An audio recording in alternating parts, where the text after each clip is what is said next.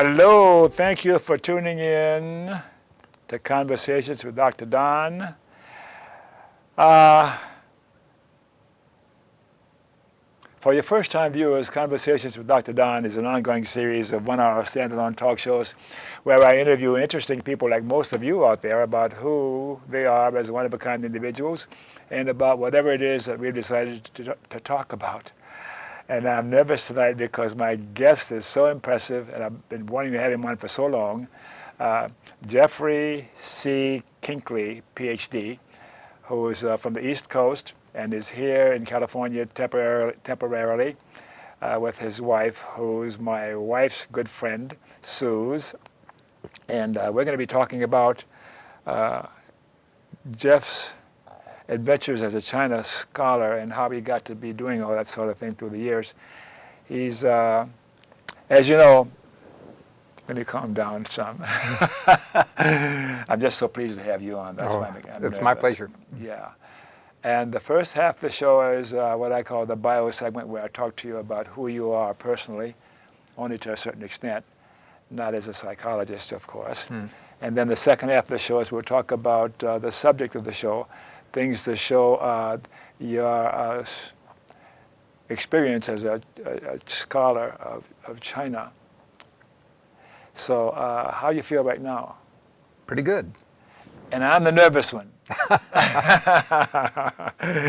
I'm fine. It's good to have you on again, of course.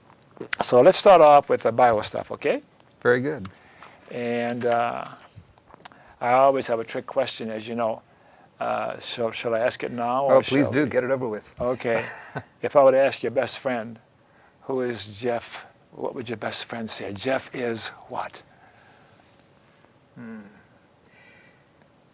Pretty professorly, I suppose, with the emphasis on the professorly rather than the pretty. I'm not much of a clothes horse. No, it's my job to be funny, not yours. Okay.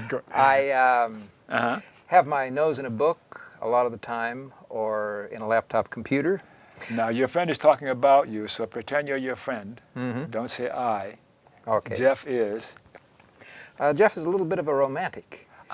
As you probably know, as the minister who married me to my bride. And how long ago was that? Just 3 years ago.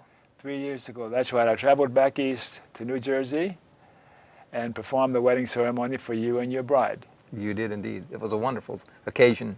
It was indeed, yeah. So they would say that you're a scholarly individual, and what else would they say about you, your friend? Nothing too remarkable, I suppose. He's a little bit introverted, but as a professor, he does a lot of professional speaking, so he's calmed down a little bit. He loves wordplay, always cracking jokes and so forth. Okay. So, and when and where were you born? In Champaign-Urbana, Illinois, in 1948. Illinois. And how'd you get to New Jersey? Well, it's a long story, basically because of my employment. I now work as a history professor at St. John's University in the borough of Queens, which makes a long commute, actually, from New Jersey. But it's bearable because of the good public transportation out there. And St. John's, of course, it has been known for a long time for its basketball. It's an up-and-coming school, a Catholic university run by the Vincentian order. And it has a strong interest in Chinese studies, and that's how I got hired there in 1979. And I've been there ever since, after having a couple years as a lecturer at Harvard, where I got my Ph.D. 79, you've been there all these years? All those years. And they still haven't found out about you? I remain under the table. So how is it now? Are you Catholic? No. No, I'm sort of a lapsed Methodist, if you could say that. My father was a farmer, and he went to the local church, which was a Methodist church. My mother came from a long line of people. Actually, there was a fellow who published Methodist hymnals in Cincinnati called Samuel Pye. They were kind of the uppity part of the family. We heard quite a bit about them. I looked on the internet to find out what happened to the church that they founded. I think it was in Blanchester, Ohio. It's now a saloon, I'm afraid. Is that what happened to it? That's what happened to it. Yeah. And your mother is still around? Yes, she is. Going strong at the age of 94. Living Nine- by herself, although she's legally blind. 94. What was she saying knowing that you're on television here, way out here in Oregon? I don't think anything would shock her anymore. Brothers and sisters, do you have any of those? Yes, I have a brother, Greg, who lives in Hawaii, and he works as a lawyer for the state of Hawaii. He's had several years in various consumer advocacy and regulatory agencies for the state of Hawaii. I remember him. I met him at the wedding. That's right. Yeah. He converted to Judaism and sang a Jewish song as part of the musical part of the ceremony. Yeah, I was kind of surprised. I don't know what he was going to do, and there he is, and I'm a non-denominational or a humanist minister, and he's going to do something. I don't know what he's going to do, but then he did it, and I thought, hey, it fits fine. It was beautiful. He has a great voice and has sung in the Honolulu Opera Uh-huh. and is a cantor for his congregation. Mm-hmm. So then, you handled that surprise question so well, I'm going to ask you another one. Okay. Ready? Why were you born? Ooh. Everyone always goes, ooh. Why were you born, Jeff? Well, I think my bride would say I was born for that particular marriage to take place. How about that? Okay. And is anything significant about your cultural heritage that's worth telling our viewers about? I've always thought of myself as typically American, mixed, like you. Kinkley comes from the German, Kinkley. My father would say, it does sound a little bit crooked. Don't want people to really remember me that way, but that's a crutch you can use if you need. Mostly Scotch-Irish in blood, and there's a Swiss grandmother, or great-grandmother, a lot of different influences, mostly Midwestern farmer stock. My mother was the daughter of a steel worker in Middletown, Ohio. Worked for Armco Steel. Middletown was an all-American city once upon a time. The McGuire sisters, Jerry Lucas, all sorts of people came from there. You're telling your age. I am indeed. The McGuire sisters were before my time. Okay. But her father was a foreman for the steel company, so he was pretty rock-solid Republican, and therefore much of the rest of the family, I think, was much more liberal and progressive in outlook. Other than that, why did I get into Chinese studies? There is a saying that the Midwest produces lots of sinologists because they consider the area boring. Say what you mean by sinologist again. A China specialist. That's what I thought, yes. As I said of my own Champaign-Urbana, doing kind of a reverse flip on New York City, whose environs I live in now, it's a wonderful place to live, but I wouldn't want to visit there. Not that it has a high crime rate or that the locals are inhospitable or anything like that. It's just that it's totally flat. So flat that they grow corn and they send it to Iowa for the livestock to eat there. Iowa is where the livestock. Illinois, central Illinois, it's just plain corn and soybeans. But it's okay to visit, but you don't want to live there. It's a great place. Lots of cultural events coming to the University of Illinois there, and good library and everything. At least when I was a child. Do you claim a religious preference nowadays? Not really. I'm sort of a generic Protestant. In ethics, you could call me strongly influenced by what I think of as Christian values. I have a kind of upbeat view of life, I think, but I don't, although, you know, as a scholar, I engage in lots of critical reflection. I wouldn't say it's necessarily spiritually oriented or even faith oriented. A scholar. What is a scholar? Well, one who studies, as we say in Chinese, to study is to read books. That's the Chinese word for it.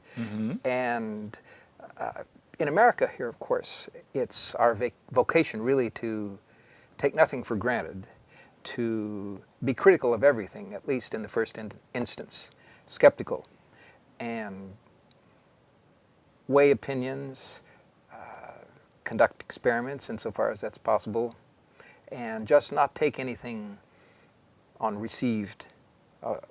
as received opinion or on the grounds of faith. This isn't a point of view that's always easy in a religious institution, of course. I would imagine, yeah, yeah. And you mentioned Harvard, and say a few more words about your formal education. I went to the University of Chicago for my college, Mm-hmm. and then went to Harvard for my Ph.D. My mentor was the great Benjamin I. Schwartz, who began as a high school French teacher. Then during World War II, he was set to examining Japanese telegrams. He, being a linguistic genius, he knew a smattering of many different languages. I guess you'd call him a polyglot. He could recognize 4-character or 4-digit combinations that spelled out tank or airplane or something like that. Then he went into Chinese and Russian, some Japanese too, and he became a major interpreter of ancient Chinese thought, although part of his early claim to fame was that he was one of the first to examine the thought of Mao Zedong, the great dictator and many would say tyrant really, who founded the People's Republic of China in 1949. Mm-hmm. And he pointed out that Mao Zedong thought, as they called it in the English language Peking publications, was not just a carbon copy of Soviet Marxism-Leninism, but he had his own way of approaching projects, and you really couldn't assume that China would become a satellite of the Soviet Union. When he published these ideas in the 1950s and 60s, it was kind of a new idea. What would China be like today without Mao Zedong?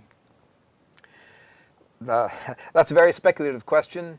There are people who've written alternative histories, I suppose, about that.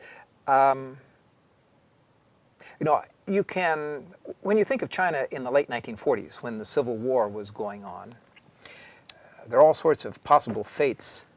It could have sunk into greater warlordism and poverty and emerged somewhat as we thought of Bangladesh in the 1980s and 90s.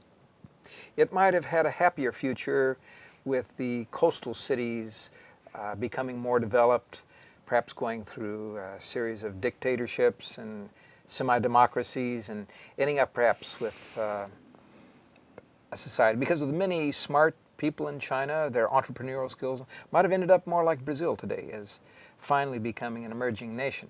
So the Civil War in China in the 40s was between who and who? It was between the nationalists led by Chiang Kai-shek. Chiang Kai-shek, yeah. And the communists under Mao Zedong, Zhou Enlai, and Liu Shaoqi, some of his allies. So there was a difference between the communists of Mao Zedong and Stalin's communism. Was there a difference between those two? Yes, I think even in the 1950s. One of the things about Chinese communism in 1949 was that it was a revolution pulled off by the Chinese themselves with very little help from the Soviet Union.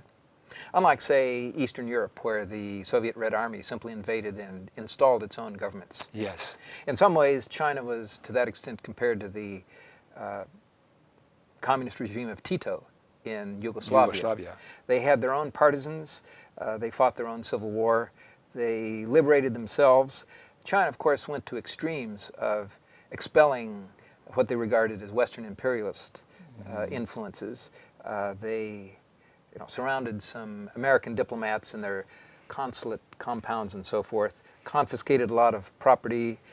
As the Korean War went on, 1950, 1953, we were actually at war with the People's Republic of China.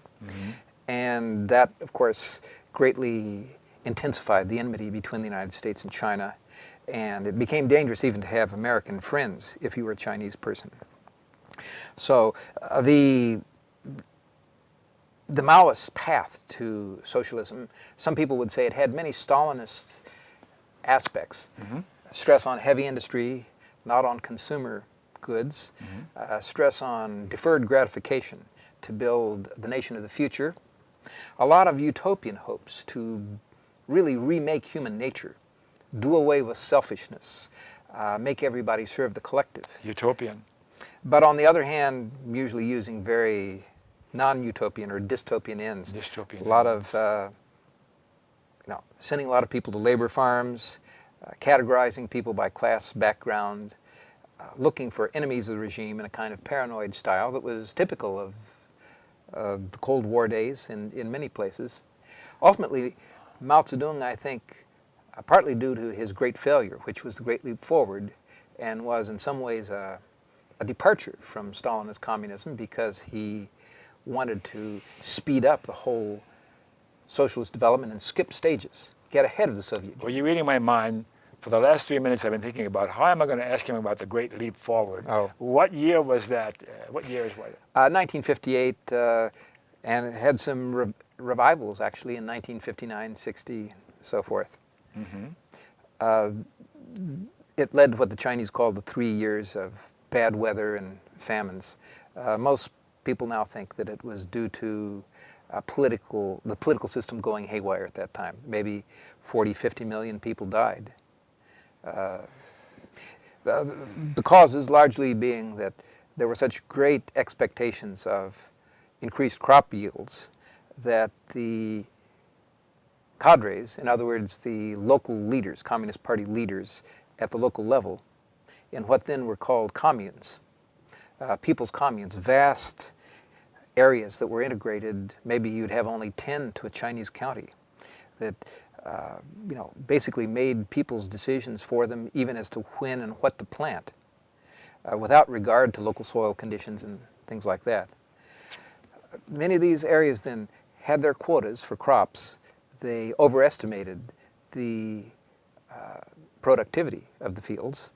Then when the fields continued to produce at about the same level that they always had, they had to yield grain to the state at the levels that had been projected, not at the real levels, which might be 1/10 of what they really were, because the cadres had promised yields that were maybe 10 times higher than was humanly possible. And that led to a great famine because the state took the grain, and it took a while for reality to catch up with it. There were other problems too, like uniform policies of deep plowing that was good in some places of China, but not in others, where you might overturn stones on top of the topsoil. So this is when you have the kind of a socialism that's dictated from the top with no consideration of what's appropriate for different areas of the country and different people. Right. There were many members of the Communist Party who protested at their peril. They usually got locked up, criticized. We're jumping ahead to the second half of the show. Let's continue All right. with the bio stuff. Okay. Yeah. A partner, a wife, a husband, a boyfriend, a girlfriend, do you have any of those? Yes. My wife of 3 years, Susie. Susie. My childhood sweetheart. Yeah. Can you tell her what you think of her right there in that camera? I love you, Susie. She's a terrific lady. Terrific She lady. is, yeah. Tell the story about how you two got together. You were sweethearts in high school or something? What we'd call junior high school. We were Junior both high. 14 years old when we were each other's first dates. I'd never dated anybody before. She was the first girl I ever asked out on a date. And she had just come back from England for 2 years while her father, a University of Illinois professor, was on sabbatical. She had an English accent, which may be one reason why I thought, oh, this is somebody I ought to get to know English better. lady, what? And this was the 1960s. We were very restrained. I don't think I ever even kissed her, but had all sorts of fantasies. We went to dances and so forth. And then she moved away to Chicago and really didn't see each other practically for 40 years in between. How many years? Over 40 years.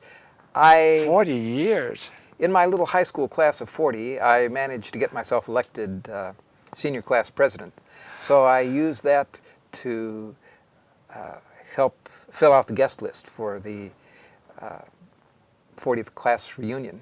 Mm-hmm. And these were the days before everybody was on Facebook, and one way or another you could find almost anybody on the internet. There were some early search sites. I used one called Zaba Search, and I managed to locate a few people of her name, including some of the correct birth date, and I called her up, invited her to the class reunion, and things went forward from that. She was on your mind all these years. Somewhat. I did marry in between time. Uh-huh. That marriage unfortunately came apart. Uh-huh.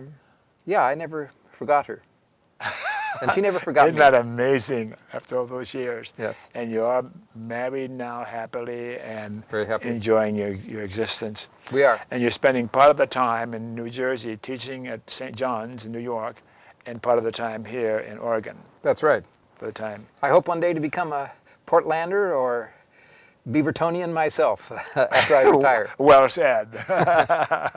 That'll be a couple of years from now, a couple, 3 Right, years from now. a few years from now. Hmm. And children, have any children? I have a child from my first marriage, Matthew, who is Delightful now fella. he's a sophomore Yes. at the University of Pittsburgh. How's he doing? Quite well. He's enjoying it, and he even found a summer job, so I patted him on the back for that. Uh-huh. Tell him I said hello. I will indeed. I think we touched on your political persuasion. You have a comment about that, or your left, right, center, or what? Where are you? I'm left of center, I would say. Not radical. I went, my formative years actually were in the Kennedy years. I remember watching the Democratic Convention and rooting for Adlai Stevenson, believe it or not. I was a little precocious that way. I loved John F. Kennedy and his call to public service. My father was a civilian training administrator for the Air Force. And so, you know, it's incomprehensible to me, the trashing of the role of government that's sometimes going on right now. Nowadays, yes. But yeah, I have continued pretty much in these kind of conventional left of center politics. The Vietnam War then, of course, was a crucial thing during my college and graduate school days. And I had as one of my teachers at Chicago, Hans Morgenthau. Morgenthau. Yes. Oh, he was in the Roosevelt administration, wasn't he? That was, I think, the Secretary of the Treasury, perhaps. I don't think you go back that far. Yeah. So, how about memberships in political, social, or civic organizations? You hold memberships in anything like that that would be of interest to the viewers? Not really. I used to donate a little bit to political campaigns, but my wife and I are of different political persuasions, so we. I was kind of wondering have a if I should truce, ask about that. for the sake of family unity and family budget.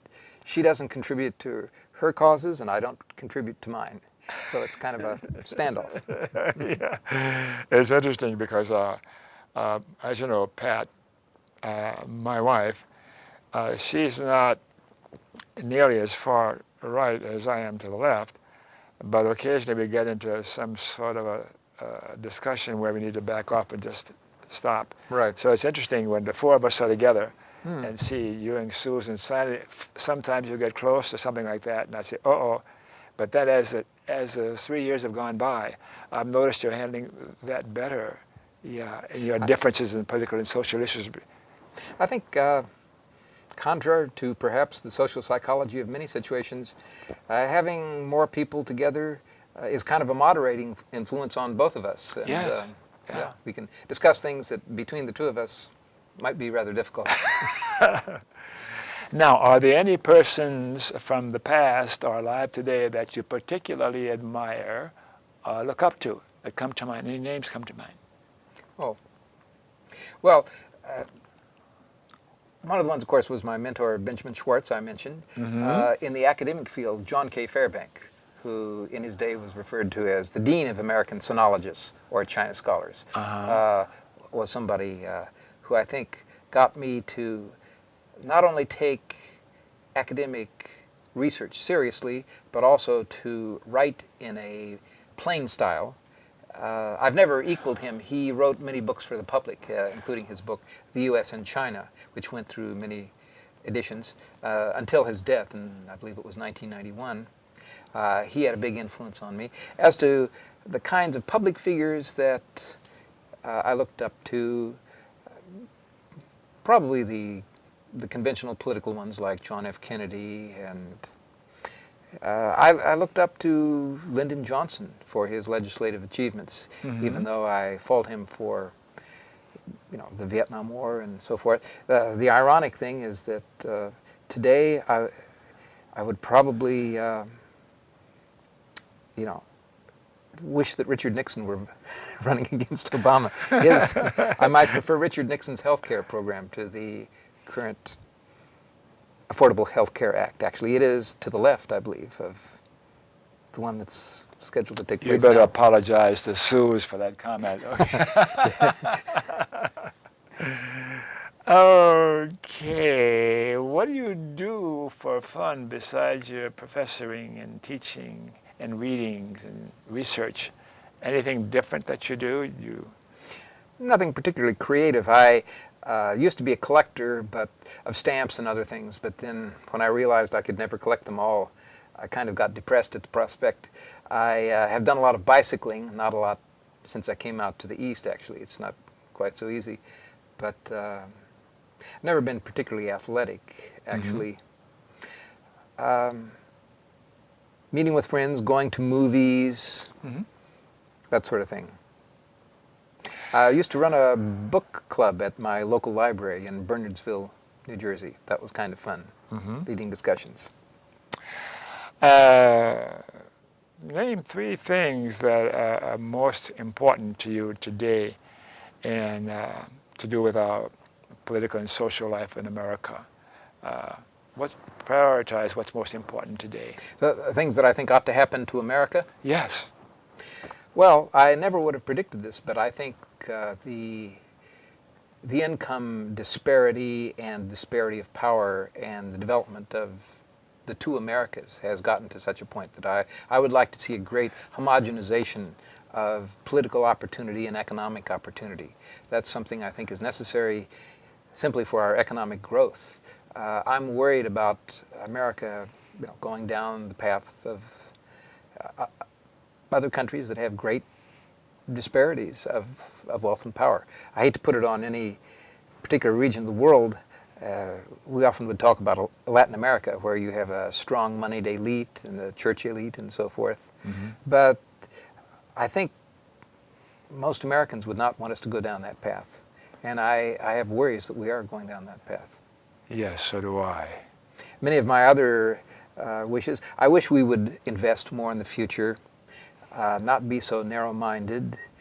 I wish people were, even though I myself have relatively little scientific literacy, I wish our young people were more interested in science and technology, and that we could find a way for all the peoples of the world to take delight in science and doing that.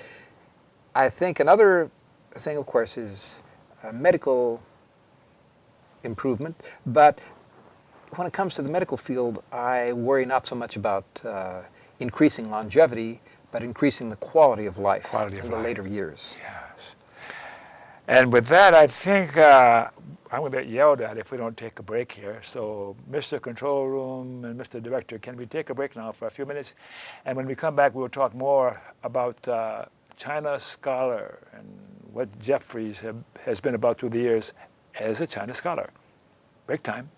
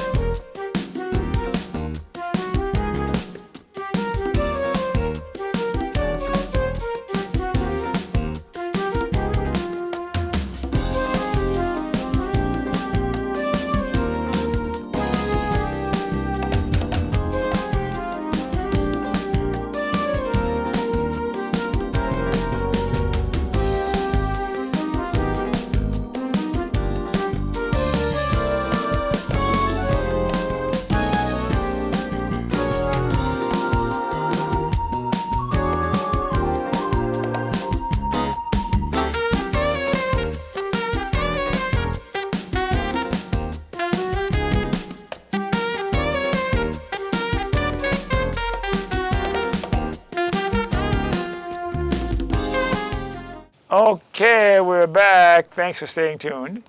Now, for you viewers who missed the opening of the show, Conversations with Dr. Don is an ongoing series of 1-hour standalone talk shows where I interview interesting people, like most of you out there, about who they are as unique, one-of-a-kind individuals, and whatever it is that we have decided to talk about. And the first part of the show, we talked to Jeff about who he is personally, and a little bit about China, and now let's get into a little more depth about what a China scholar is and all those kinds of things. So, why did you decide to focus on China rather than Russia, Japan, or Peru or something? I think what attracted me to China was those funny-looking Chinese characters. They were so mysterious, so artful, so different. I started, it was almost a random choice, but I knew that China would be very important. In the 1960s, when I started, a lot of people assumed there would someday be some major conflict between the United States and China. Mm-hmm. I remember at the time, you really couldn't study Chinese in most high schools at that time, which is something happens now. You could study Russian. My brother studied Russian in high school while I was studying Chinese in college, which made my civil servant father, who worked for the Air Force, observe, if this had been in the 1950s, I would have lost my security clearance. That was very Chinese, actually. What you're interested in could be an indication of your political sympathies, which we do not take for granted here in America. You can be interested in things that you do not necessarily sympathize. In those days, of course, the idea of China was completely different from what it is now, as was China itself. China in the late 60s was in the Cultural Revolution. It seemed to be developing a kind of society completely different from ours. So that was quite fascinating. And that's another reason I think that I wasn't necessarily attracted to the idea of imposing a communist solution on America. And in fact, I was kind of frightened of the idea, as many people were. But the interesting thing is that when I began studying China, it was literally academic, because I never assumed that I would ever actually be able to come to China. Maybe there's a little bit of security in being able to observe a foreign country from a distance without necessarily having to confront the reality of it. I began, for instance, in my graduate school studying a particular Chinese author, Shen Songwen, and he was one of the great authors of the 1930s and 40s. He tried to commit suicide in 1949, didn't succeed. A few of his former students tried to visit him without much success. And I went for 10 years writing this dissertation, and I thought, well, 10 years. Probably I'll never meet the man, because this is not a place where Chinese authors who've been banned, as he was at that time, can come out and greet foreigners, and not many Americans come. It was only in 1979 that relations between the United States and China were normalized. And it was 1980 then when I was able to go to China, find out what China was really like. By that time, of course, China had completely changed. It had put itself on this path of market socialism. Socialist in some characteristics, but producing really for the capitalist world, the global capitalist world. So what's the difference between communism and socialism? They're used interchangeably sometimes depending on who's describing them. What went on in the Soviet Union and what went on in China. And as you said, it's been changing in China as the years have gone by. And we have a capitalism as our primary system in this country. How do these all fit together? The system of socialism in China, communism would be the ultimate goal. Mao Zedong angered the Soviets by implying that he would get to communism from each according to his ability to each according to his needs much faster. But his was much more of a grassroots, lift yourself up by your bootstraps system. The kind of comparison between the two systems, one of the classic examples was the kind of tractor farms. Under the Soviet system, allegedly, which Mao Zedong's alleged enemies, like the president Liu Shaoqi had. The idea was you'd have all these self-sufficient communes, and then you'd have the state import tractors from Czechoslovakia or the Soviet Union, set up a tractor farm, and whenever harvest came, the different communes could go contract out the tractors and harvest their crops. All under state planning. You'd hire lots of people who were good mechanics with tractors, good statisticians, people who could figure out exactly what time each commune would have its harvest and rationally lay out things. This would, of course, anger a lot of people at the local level because they wanted their tractors right now. The Maoist strategy was to have each commune have its own tractor if and when it could afford it. Don't rely on central bureaucracy. Fire all those statisticians, all those people who want to spend our foreign exchange on importing tractors. Let's make our own tractors while we're at it, and maybe we can come up with a cheaper kind of tractor of our own invention. But let's let each of the communes decide itself. Will we spend our money on a new assembly hall so we can have many more meetings and praise Chairman Mao? Will we build a match factory or a soap factory? Or will we buy some tractors to increase our output of rice? Are the Chinese people nowadays more satisfied with their existence than they were, say, before Mao came along? Well, expectations is always a difficult thing to measure because expectations keep going up. I think it's undoubtedly true that the average standard of living in China is much higher, and certainly people in the cities, even with their amnesia about what the Mao Zedong era was like, are much more satisfied. They're much prouder of China in a way, I think, because of its economic triumphs. There are a lot of suffering people. A lot of peasants now become migrant laborers that work in the cities. And some of them are pretty miserable. They work for Foxconn and these, factories that make Apple iPads and things and for commit American suicide. consumers, yeah. Right, world consumers. And so there's a lot of misery. I think the main thing that China has to worry about now is that expectations have been raised so high. They have mass media now that not only on television but on the internet that create expectations of a upper middle class lifestyle that if China cannot continue with its 10% annual growth, Right. then people will get very upset, and reality will again begin to close in on people's expectations, and the political system people will think cannot deliver, and it could be rather unsettling for China. So the economic system now in China today, I understand that they have things that look like capitalist incentives and those kinds of things. So is China moving more toward a capitalist system than a communist system? It has to play by the rules of the global market economy. In some ways, American, or are they really American or not? Multinational corporations Well said. and the Communist Party in China are a match made in heaven because you can set up a factory in China and you don't ever have to worry about strikes. You can set the Walmart price, the China price, and people will have to take it. One of the interesting things about Walmart, as probably most of your viewers know, Walmarts don't allow unionization. Right. Except in China.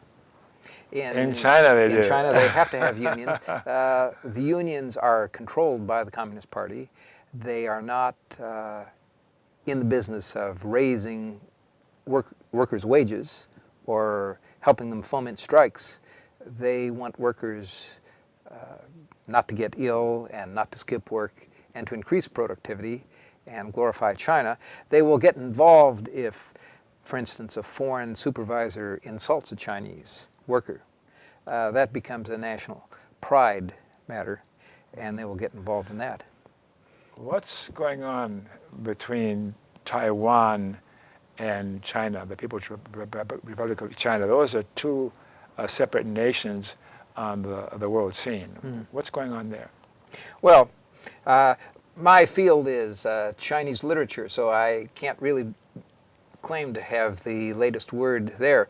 It is, of course, a very difficult situation. Taiwan has evolved as a separate society for all these years since 1949, a very proud, very prosperous society that in the early years of the relaxations from Mao Zedong's stern communism outpaced China in growth.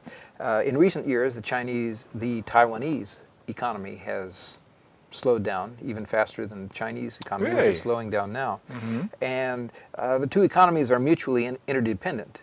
But of course, China is the big brother and Taiwan is the little brother. It's when China sneezes, Taiwan does catch a cold. Taiwan really developed a democratic society with mass protests and citizen involvement.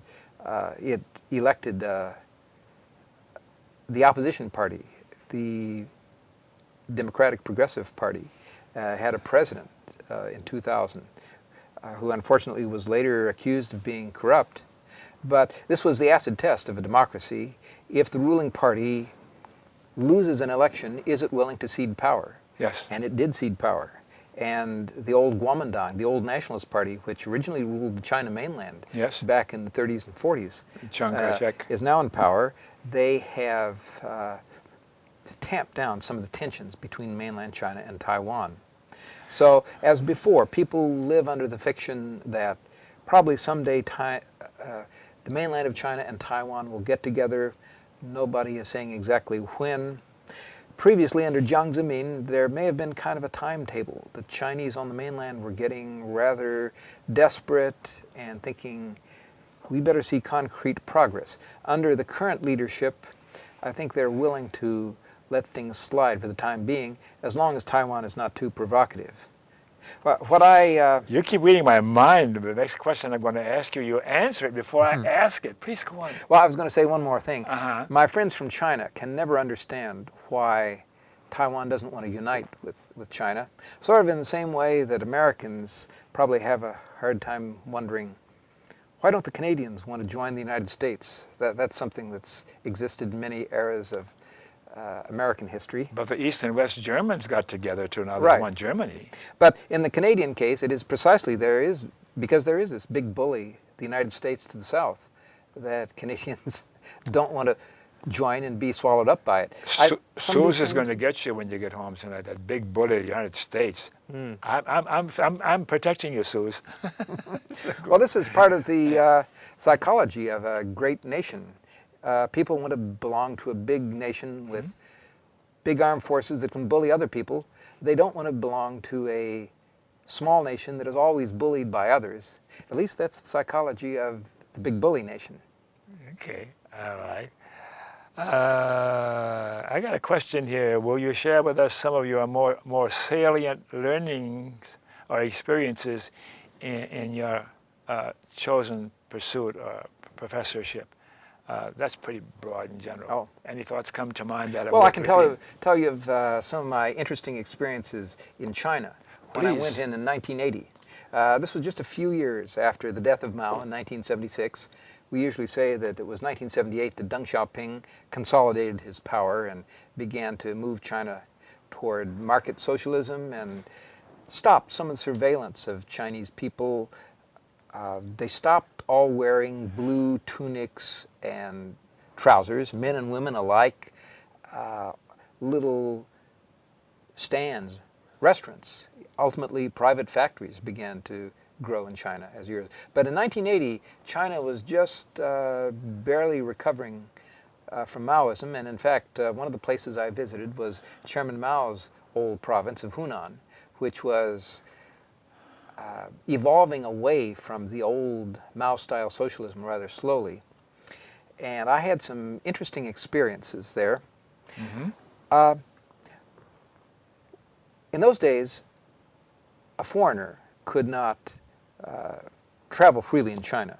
There were some cities as well as areas in the countryside that simply were forbidden to foreigners. And China itself was just beginning to come out of its system where to buy certain things like food and cotton for cloth, they didn't have that many ready-made clothing stores. Most people made their clothes at home. If you wanted these things, you needed not only cash, but you needed ration tickets. China was just beginning to change from that. A foreigner, if he wanted to do research in China, had to belong to a particular unit, an organization, a bureaucratic organization. Mm-hmm. A scholar would belong to a research academy or a university or something like that. You couldn't just go out and interview people on your own or do field research. So when I went to China, I went out to various provinces, I was accompanied by 3 different people. We sometimes used to call these people, rather unceremoniously, handlers. The Chinese had a kind of unceremonious term too, peitung, the person who went along with you. So I had one from my own unit, the Chinese Academy of Social Sciences in Beijing. Mm-hmm. And then when I went into the province of Hunan, which was still leftist, as they put it, relatively pro-Mao. They wished that Deng Xiaoping hadn't come to power. Mm-hmm. I picked up a man from the provincial government who was in charge of handling foreigners. And then when I got to a county, which was the birthplace of the author I was studying, Shen Songwen, mm-hmm. I picked up a third. It was the head of the Revolutionary Committee. And so every time I stepped out of the hostel where I was put up to stay, I was accompanied by these 3 gentlemen. They were all suspiciously looking at each other. The man from Beijing wanted me to have a successful trip to improve Sino-American relations. Mm-hmm. That was really the only thing he cared about. The local fellow, the head of the county, wanted to glorify the native son that I was going to write a book about. Mm-hmm. The man from Changsha, the capital of Hunan, was suspicious of the man from Beijing as, you know, like a bureaucrat from on top. What's he doing? And he didn't really trust the yokels at the local level either. They were partly of an ethnic minority. So it was kind of interesting. The most interesting thing was when I went on a jeep trip. The locals insisted that I visit a new reservoir. Now, being in China studies, I didn't really care to see this reservoir. One reservoir is we have them in central Illinois. Yeah. But I knew that it was pointless for me to object. They were proud of it, and maybe they could get a newspaper article out of this. So we took a jeep trip. And this jeep trip went from the county seat to the reservoir, but it had to pass through another province. And there I got a little sense of Chinese localism. Even though I was accompanied by a man from Beijing, a man from the provincial capital of Hunan, and a man from the local county which bordered on the reservoir, which was at the border between 2 provinces, mm-hmm. we went into another province. And I wanted to get out of the jeep and take a look at some of the wonderful scenery there. And they said, all right, but please be quick. We don't have authorization to pass through this province. These 3 proud bureaucrats. Think back on it now, probably what they meant was, we don't have authorization to take a foreigner into another province mm-hmm. before passing back into our own. Why were they so careful? Well, because as in any bureaucratic system, if you make a mistake, you have to answer for it. Wasn't there a history of China being abused and used by Europeans for many, many years? Oh, yes.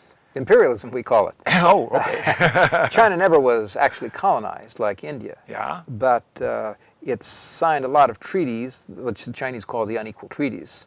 And this still is the basis of what's taught about 19th century China. It's kind of interesting. You know, Chinese history textbooks have been the basis of diplomatic protests, the same as Japanese, but diplomatic protests by the United States, the same as Japanese textbooks that cover up Japanese misdeeds during World War II are mm-hmm. the subject of diplomatic protests by China and South Korea and sometimes the United States, I think. We need another 2 hours. We do. Time is winding down, but I want to be sure we get some comment from you about these 2 books you bought. So what are you going to say about that? Well, I have written a few books, and I'm also a translator. HarperCollins has put out a book by this author, Shen Songwen, S-H-E-N-C-O-N-G-W-E-N, called The Border Town, which is probably more accessible to most people than my scholarly books. But I did do a book called Chinese Justice, the Fiction, which is about Chinese detective stories and how in the post-Mao period, Chinese legal scholars and lawyers and actually policemen wrote detective stories, sometimes for the progressive cause of reforming and liberalizing the Chinese legal system. At about the time of the Great Leap Forward, one of the things that happened, they abolished the Ministry of Justice, they abolished the profession of lawyering, which some people may think is good, but anything can be taken to an extreme. I believe there were 4 recognized lawyers in China in the late 50s and 60s. So people wrote detective stories to entertain the public and also promote a new idea of rule of law. And a new idea of rule of law. What is that about? Well, the idea that party bureaucrats should not decide who goes to jail and who doesn't. Sure. And you should at least put people through a legal system. And the ultimate goal, of course, is to have an independent judiciary that's not under the sway of the Communist Party. They're very far from that, unfortunately. But it still is an ideal that some people have. The next book, Corruption and Realism, this is in a way a follow-on. There was a brief period in the late 1990s, up to about 2002, when the government cracked down on them, when Chinese authors began to write very political novels, discussing problems largely of corruption. In those days, the major form of corruption had to do with the reform of the big state factories. It's not really true to say, I think, that factories have all been privatized in China. In many ways, China in the 1990s consolidated, fired a lot of people, confiscated a lot of pension funds. When the funds went into the pockets of private party cadres that went into millionaires' homes in Princeton, New Jersey, or West Windsor, that was corruption.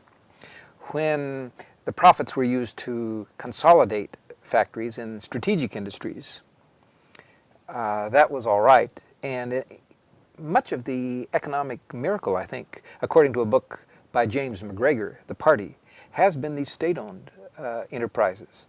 Not the capitalist ones owned by private, but they are run as if they were run by savvy private entrepreneurs.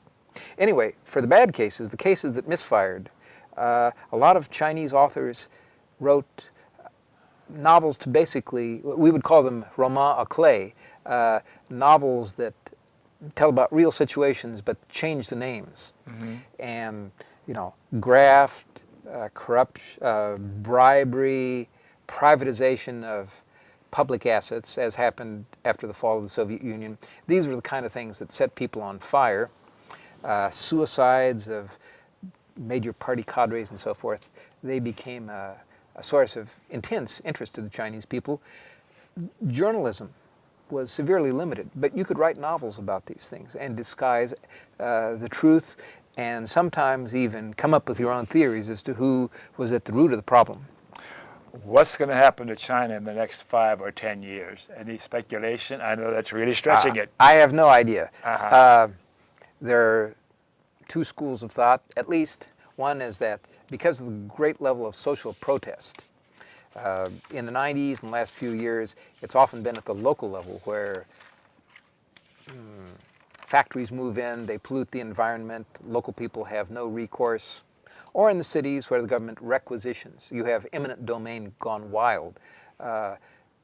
City governments confiscate vast housing developments, level them, build new luxury condos, some of which remain almost a ghost town for a time. This has led to a lot of social dissatisfaction and maybe tens of thousands of what the Chinese consider to be riots. Now, if, as during the last year, China's 10% annual economic growth goes down, then people may be asking serious questions about whether the Chinese Communist Party really can continue. But I think, the Chinese are fairly resilient and they put up with a lot of unfavorable situations. I would use a more colloquial term, but it might not even be appropriate for cable. No. What would you say to the viewers now about your chosen profession and what they should do with their studies and their careers? Well, first of all, Chinese culture and Chinese language are a delight for anyone. And regardless of what happens politically, although I wish the best of the Chinese people, it's a great culture with a great tradition. Certainly, people should study it as much as they can, and it will be very enlightening. Chinese poetry alone will reward your efforts. We got to have you back again. So before we say goodnight, I want to thank my wonderful crew in the control room, and thank you for coming on. It's been delightful. Thank you, and Dr. we can Don. spend another hour easily. So I want to thank viewers in other parts of the country for watching the show. And I got to tell you about a few public service announcements to get my show local broadcast in other communities around the country. Go to www.donbaham.com and click on present day activities to watch my shows on the web. Go to my website again and click on favorite links. There's a whole bunch of shows on there that you can see that I've done through the years. And we're going to tell you about the ACLU, the American Civil Liberties Union, because without the ACLU, our civil liberties in this country would be down the tubes totally, instead of partially now. And I want to tell you about to have other shows broadcast. My show is broadcast by other stations. Ask your local public access station to go to www.pegmedia.org. And I think we have one more to learn how to end corporate personhood. We've got to do that. Go to www.movetoamend.org. We've got to take our country back and take it out of the clutches of the corporations and have our voices heard. So thanks for watching. And remember, KFC, not that KFC, Dr. Don's KFC, kind, friendly, and charitable. Be kind, be friendly, and be charitable to you too. And you too. You too. Thanks again for watching.